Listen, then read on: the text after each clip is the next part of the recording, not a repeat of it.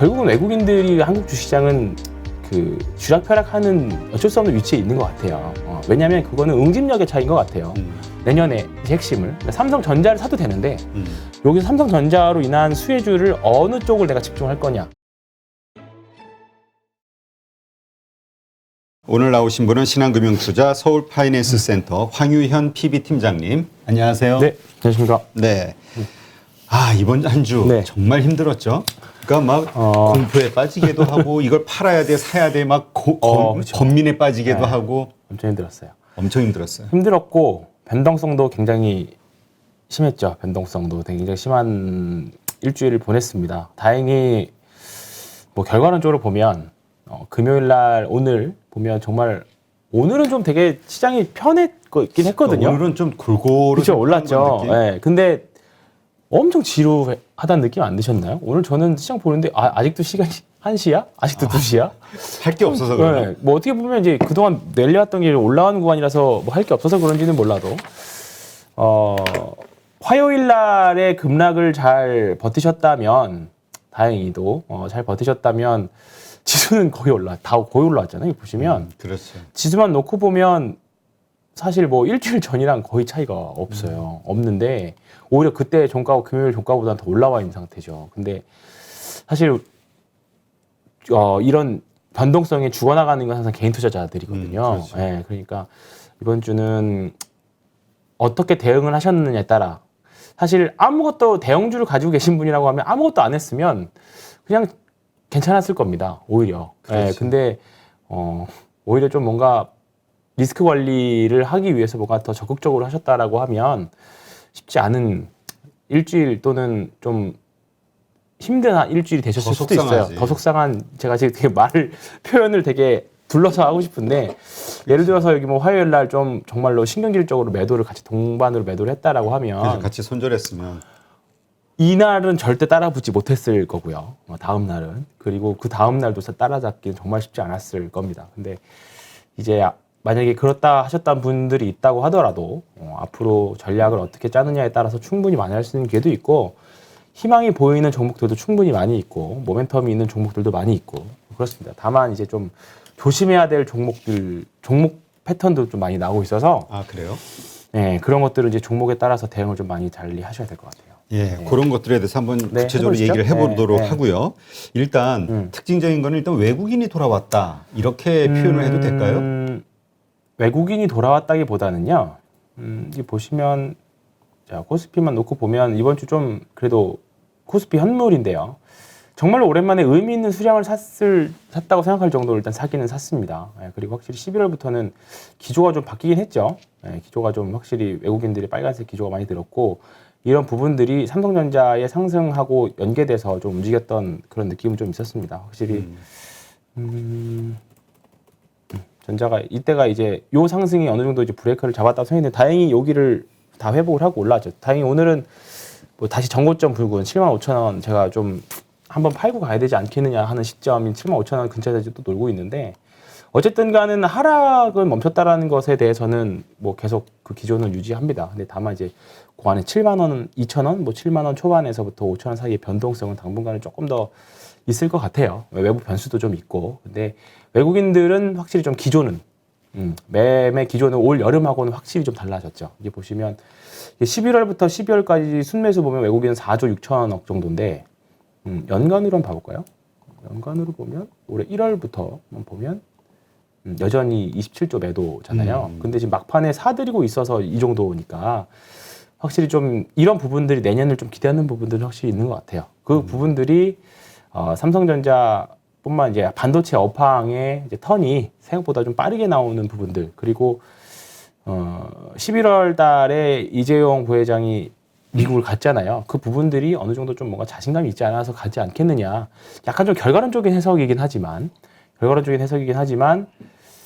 그냥 가진 않았을 거라는 게 지금 몇몇 종목들, 몇몇 업종들에서 나오고 있죠.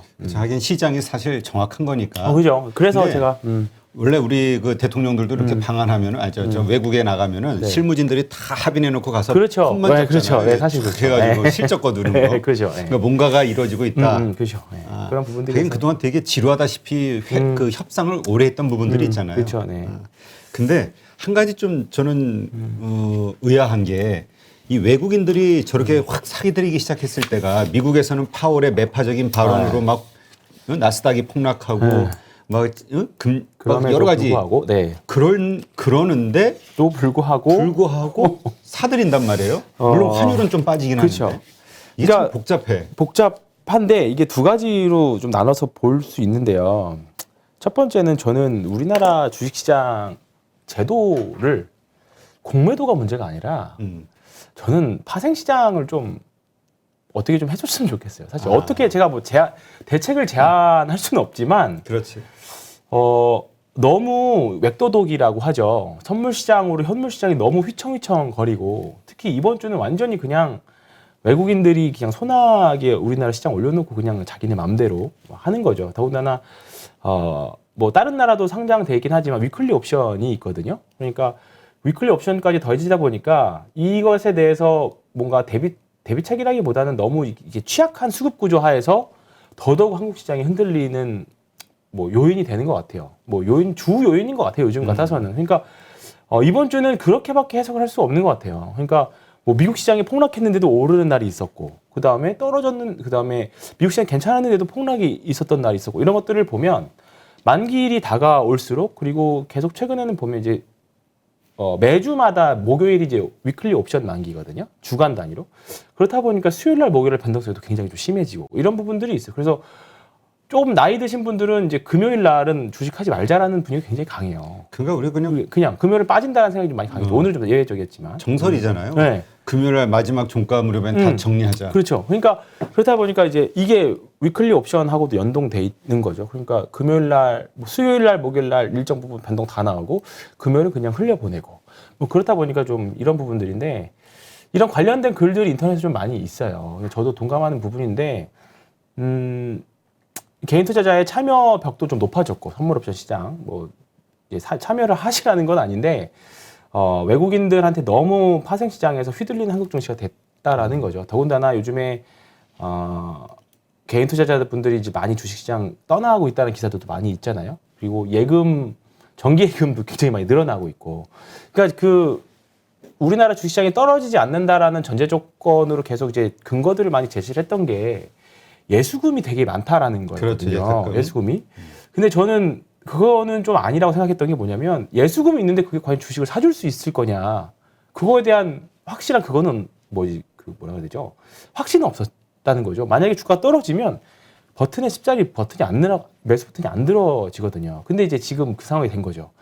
한국 시장보다 미국 시장이 좀 편안하니까 미국 시장으로 하셨던 분들은 좀 가고 대형주 위주로 하셨던 분들은 그리고 코스닥에서 공격적으로 투자하셨던 분들은 지금 가상화폐 시장에서 좀 가 계신 것 같고 그리고 좀 애매하신 분들은 좀 빼서 이제 기준금리도 올랐으니까 예금금리도 오르니까 그쪽도 가고 그러면 지금 한국 주식시장만 좀 약간 낙동강 오리알 신세가 된 것 같다는 느낌이 좀 들죠. 이런 부분들은 조금 이제 왜 제도를 만드시는 분들 좀 해결을 좀 해줬으면 좋겠어요. 제가 대안을 저도 어차피 제시를 할 수 있는 위치에 있는 사람도 아니고 어차피 저는 시장에 맞춰서 적응해서 이렇게 욕할 시간에 그거에 맞춰서 그거를 이용해서 돈을 어떻게 벌까를 고민하는 사람이기 때문에 그것에 대해서 이제 고민하는 거지 이런 부분들 우리나라 주식시장 취약성에 대해서 굉장히 좀 안타까운 거죠. 네. 네. 아니 근데 전에 이 부분에 대해서 우리 방송을 한 적이 있는데 네. 공무원연금공단 CIO 하셨던 이창원 단장님 그분 말씀에 의하면은 과거에는 그래도 그 연금에서 그죠. 적극적으로 막 이게 그렇죠, 개입을 맞습니다. 했었는데 이게 이제 툭하면 책임자들 국회 그 청문회 맞아요. 불려가가지고 당하니까 승률 당하고. 네, 그리고 이제 지금 뭐 보건복지부라든가 이런 여러 가지 관련된 상급부서라든가 이런 데서 막 압력을 가니까 좀 눈치를 주니까 못 한다고 지금. 자기 돈도 아니고 뭐 자기 목숨, 자기 자리만 위험해지고 하니까 그럴 수밖에 없죠. 더군다나 사실 올해 국민연금이 수익률은 잘 냈죠. 잘 냈는데 이번에 뭐 8%. 네, 8% 정도 냈다고 하잖아요. 근데 그 어마어마한 규모를 굴려내서 8%면 진짜 엄청난 거잖아요. 거죠. 근데 어쩔 수 없이 이제 외국 자산 비중 맞추느라 이제 어쩔 수 없이 국내 비중이 높아졌으니까 어쩔 수 없이 줄여야 되는 거잖아요. 그렇다 보니까 지금 국내 외국 연기금의 수급도 좀 안 좋은 상황이고 개인 투자자들의 수급도 안 좋은 상황이고 현물 수급이 안 좋은 상황에서 외국인들은 그냥 파생 시장하고 현물 시장에서 그냥 자기 마음대로 자기가 큰 그림 딱 짜놓은 대로 그냥 하고 있는 거죠. 그래서 어쩔 수 없이 외국인들 작년에는 보면 이게 전체 수급을 놓고 보면 작년에는 외국인들이 팔았고 개인들이 샀거든요. 그러니까 이건 봐볼까요? 이렇게 보면 외국인들은 이 기간을 놓고 보면 이렇게 돼 있는 상태고요. 올해는 보면 개인이 여전히 많이 사고 외국인들이 많이 팔았는데 이게 하반기로 갈수록 좀 많이 달라지고 있잖아요. 그러니까 사실 뭐 어떻게 생각하느냐에 따라긴 한데 어제도 이거 가지고 다른 분하고 계속 이야기를 좀 많이 했었는데 뭐 이제 뭐 연구소 소장님들이랑 결국은 외국인들이 한국 주식시장은 그 쥐락펴락하는 어쩔 수 없는 위치에 있는 것 같아요. 왜냐하면 그거는 응집력의 차이인 것 같아요. 그러니까 작년에는 개인 투자자들의 응집력이 조금 있었던 것 같습니다. 제가 아무리 봐도 대형주들 그냥 처음 주식 시작하는 분들이 굵직굵직한 대형주들을 다 사줬죠. 그렇다 보니까 응집력이 됐으니까 좀 지수가 했다라고 보는데 결국은 시장이 좀 재미없어지고 하다 보니까 이제 좀 응집력이 떨어지고 다 각자의 논리에 따라서 매도를 하시고 수급이 분산되는 효과가 좀 있었던 거죠. 근데 이제 지금은 외국인들이 뭔가 응집력으로 전기전자 쪽 계속 공략을 하고 있잖아요. 이런 부분들이 계속 앞으로 우리가 주목을 해야 되는 부분들이고 그래서 이런 부분들이 이제 좀 내년에 대한 힌트가 되지 않겠느냐 그런 점을 찾아보고 있는 부분들이죠. 네. 그러니까 이제 슬슬 삼성전자에 대한 네. 기대감이 좀 올라오는 것 같아요. 삼성전자 물론 우리가 10만 전 우리가 비웃을 때도 있었는데 네. 8만 전자니 뭐니. 근데 이제 지금 흘러가는 모습 보면은 네. 좀 심상치 않다.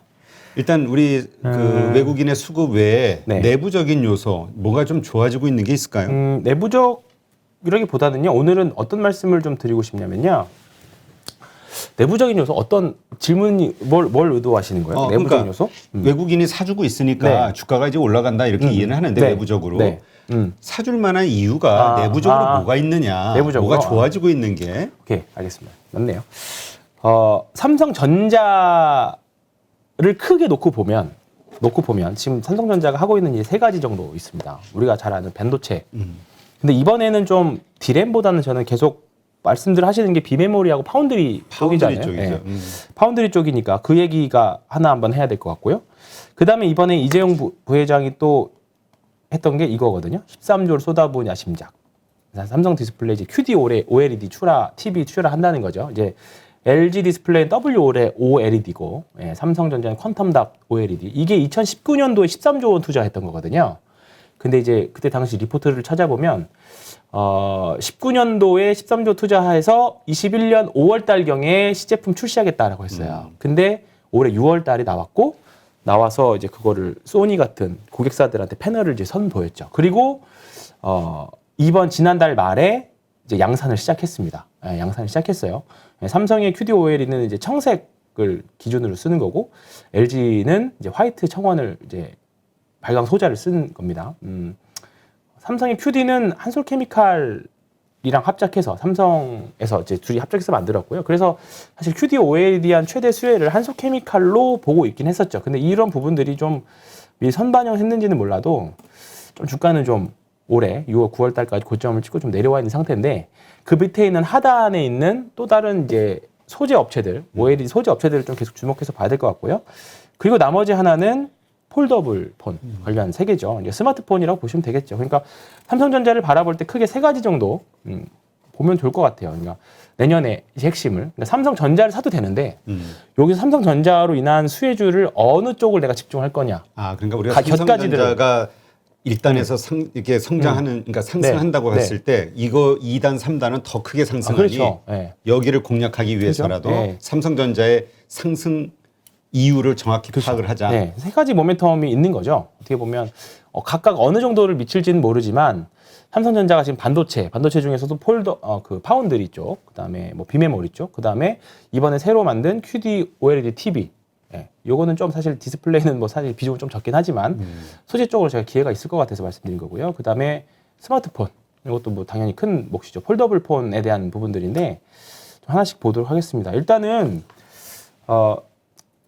그 삼성전자가 이번에 10월 달에 갔었잖아요. 이재용 부회장이. 근데 그러면서 당연히 이유가 우리가 서두에 말씀드렸던 게 당연히 이유가 있으니까 갔겠지라는 생각을 좀 했었죠. 그래서 뭔가 결과물을 이제 가져올 거라고 봅니다. 그 중에 하나가 파운드리 쪽이고, 그래서 제가 10월 달경에 말씀드렸던 게 네페스 아크라고 있었어요. 기억하시나 모르겠네. 기억나시나요? 네네. 네페스 아크. 네.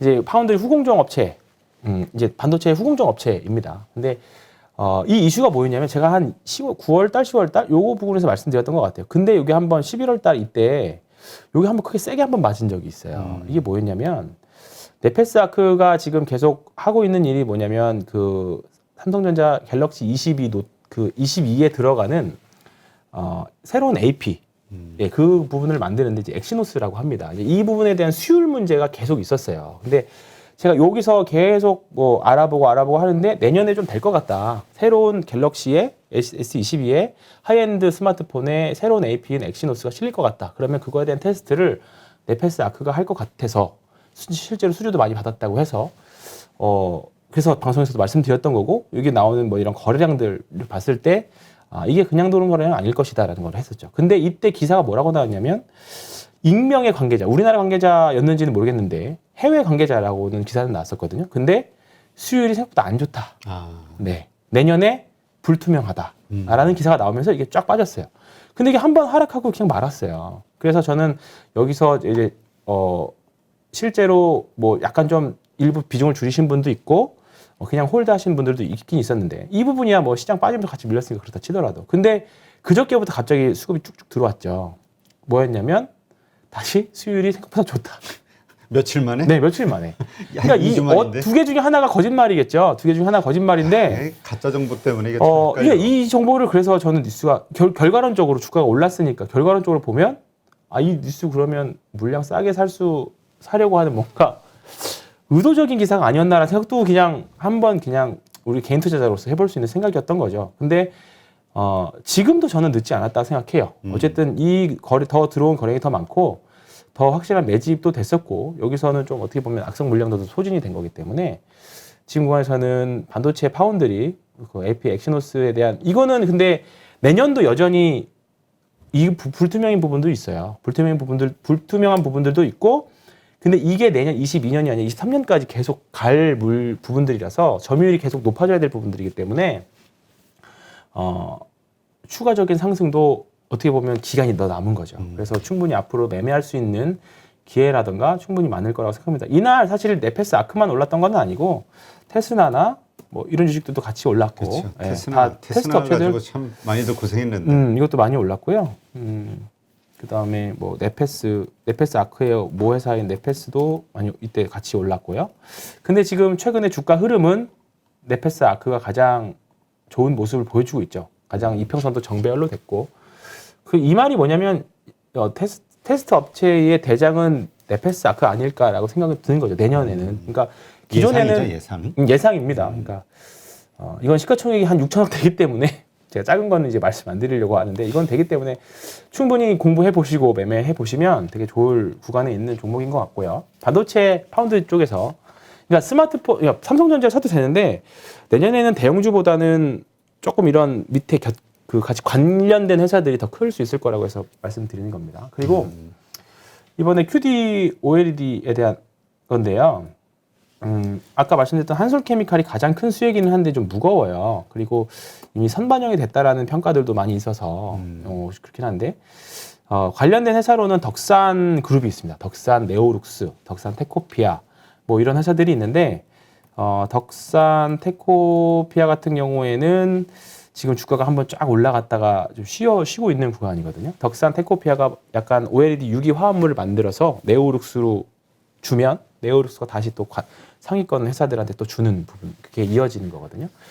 근데 일단은 OLED 시장이 어쨌든 내년에부터가 본격적인 것 같습니다. 어쨌든 LG 디스플레이도 마찬가지고 삼성도 마찬가지고 내년에 본격적으로 이제 기존의 뭐 LCD에서 본격적으로 OLED 시장으로 넘어가는 구간인데 우리가 좀 약간 착각하기 쉬운 게 OLED 하면 화소가 무조건 좋아진다라는 생각을 많이들 가지고 계시거든요. 뭔지는 모르지만 그죠?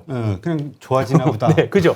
그 생각이 기본적으로 많이들 갖고 계실 그렇죠. 거예요. 예, OLED 넘어가면 당연히 좋아지겠지. 근데 그 해상도 우리가 흔히 말하는 선명한 거, 해상도에 대한 문제는 사실 픽셀의 문제거든요. 해상도와 우리가 지금 LCD, OLED 이런 것들, LED, OLED 이런 것들은 사실 광원이거든요.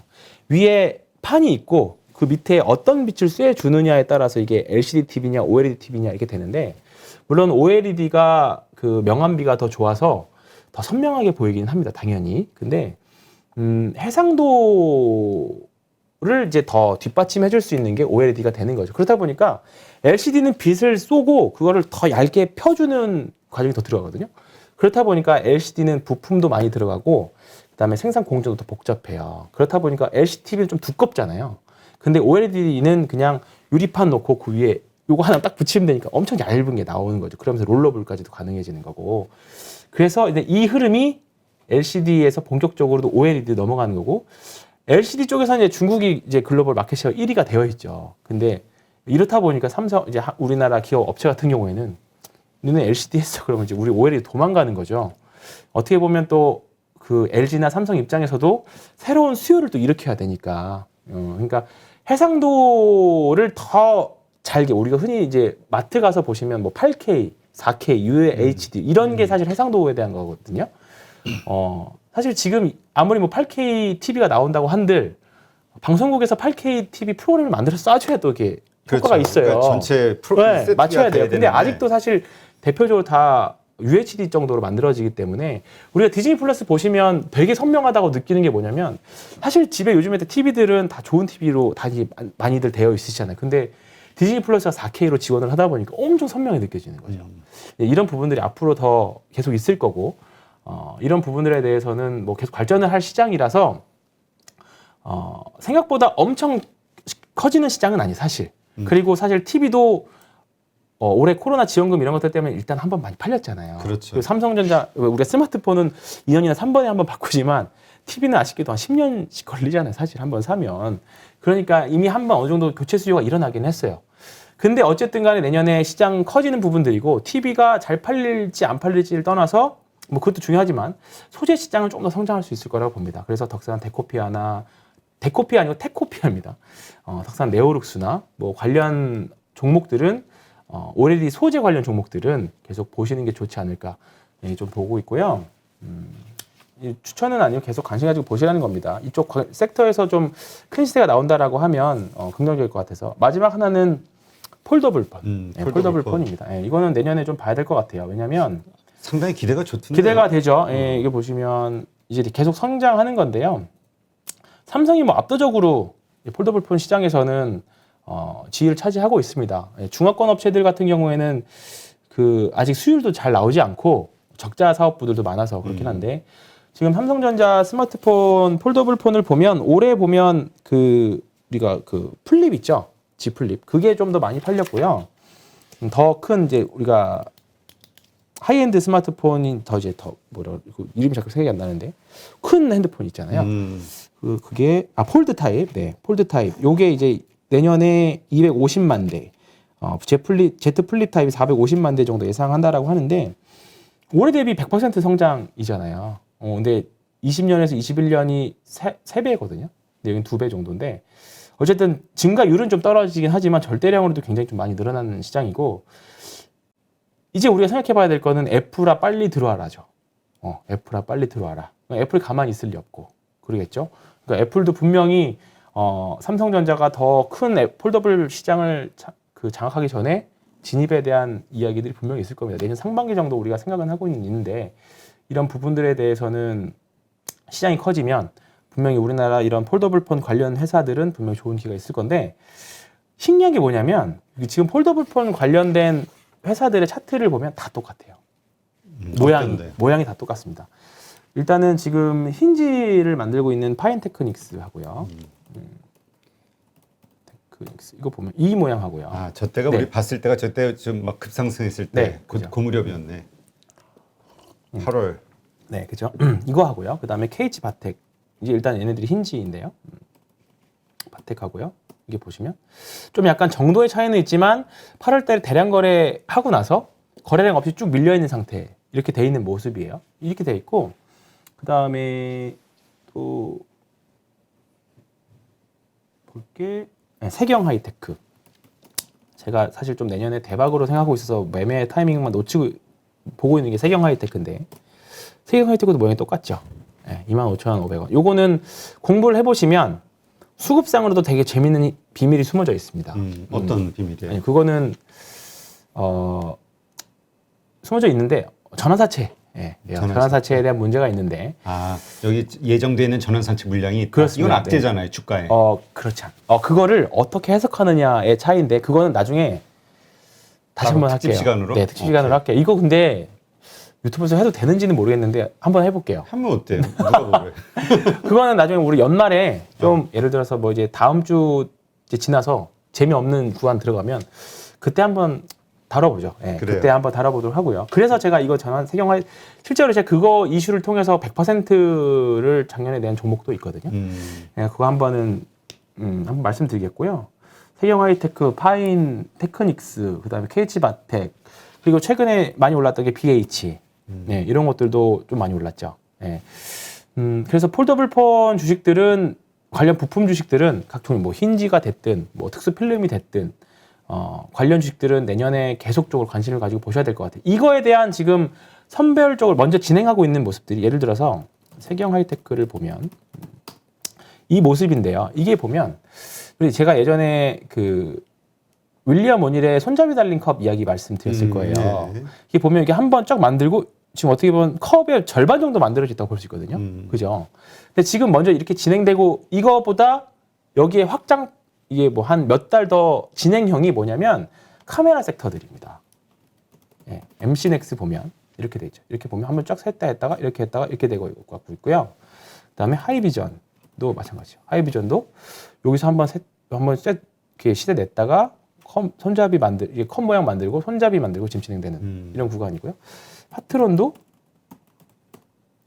파트론은 좀 이거를 뭐 사실 기술적 분석이 자기 어떻게 해석하느냐의 차이긴 한데 파트론도 약간 제 기준으로는 약간 그런 모양이거든요. 그러니까 지금 이런 모양이 좀 더 앞서서 진행되고 있는 느낌이 확실히 좀 강해요. 그래서 세경 하이테크나 아니면 천천히 분할 매수로 모아가시면 되게 좋은 구간이라고 생각합니다. 그래서 세경 하이테크, 파인 테크닉스 뭐 이런 거 주식들은 지금 한 두세 달 동안 완전 거량이 죽어 있는 상태잖아요. 거량하게 실려놓고 그렇기 때문에 좀 긍정적으로 보는 거고요. 약간 좀 딴 길로 모양만 보고 샌다라고 하면 송원산업이 드디어 올라왔는데 이런 모양을 만들어냈죠. 결국은 이렇게 결국은 제가 이거를 보고 진입했다가 이제 아마 제가 2만 원대에서 추천을 드렸었기 때문에 2만 원 19,000원에서 2만 원 사이에 추천을 드렸었기 때문에 지금 이제 뭐 플러스 좀 물타기 잘하셨던 분들은 이제 플러스 나이스 분들이 있고 참고로 저는 거의 팔지 않았습니다.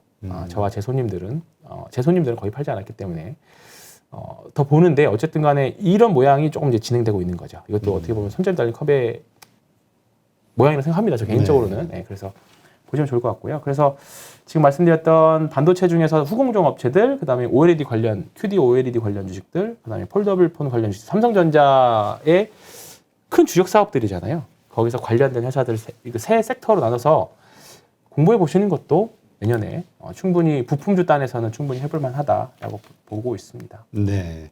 그러니까 하여튼 우리가 괜찮아질 거야라고 생각하면서 삼성전자 투자하는 건 가장 쉽고 쉽죠. 간단하죠. 일이네요. 네, 근데 삼성전자는 어떻게 보면 삼성전자를 100%를 기대하고 투자하지는 않잖아요. 그렇죠. 단기간에. 수익률이 그렇죠. 다르지. 수익률이. 근데 이런 부품주들은 뭐 지금 종목들을 보면 부품주들은 단기간에 몇 배씩도 날 수 있으니까 그런 것들은 그리고 충분히 올해 그런 종목들 충분히 많이 봐왔잖아요. 그렇죠. 그러니까 내년에 이게 아무리 시장이 힘들어도 갈 놈들은 또 가거든요. 그렇기 때문에 그런 종목들 찾아봐야죠. 알겠습니다. 한번 잘 참고하시고요.